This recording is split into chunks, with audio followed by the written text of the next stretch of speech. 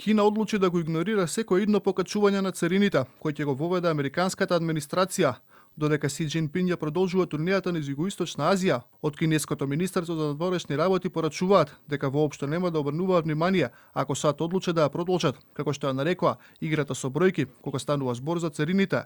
Неодамна, од Белата куќа објавија дека Пекинг се соочува со царини до 245% поради нејзините одмазнички мерки. Од Вашингтон вела дека вкупните давачки на Кина ја вклучуваат на новата реципрочна царина од 125%, царина од дополнителни 20% за справување со кризата со фентанил, како и царини меѓу 7,5 и 100% за одредени стоки поради нефер трговски практики.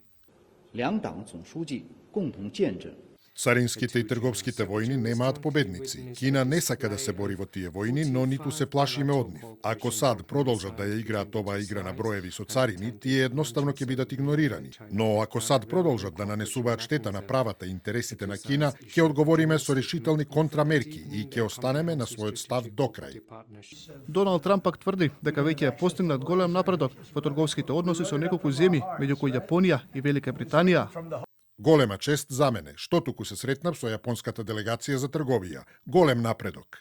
Британските медиуми, повикувајќи се на извори од владата, наведуваат дека договорот меѓу Лондон и Вашингтон може да биде постигнат за најмногу 3 недели. Земјата се соочи со царини од 10% на сите производи извезени во САД. Во меѓувреме, Светската трговска организација значително ја намали прогнозата за глобалната трговија со стоки, предвидувајќи пат од 0,2% оваа година поради негативните ефекти од американските царини.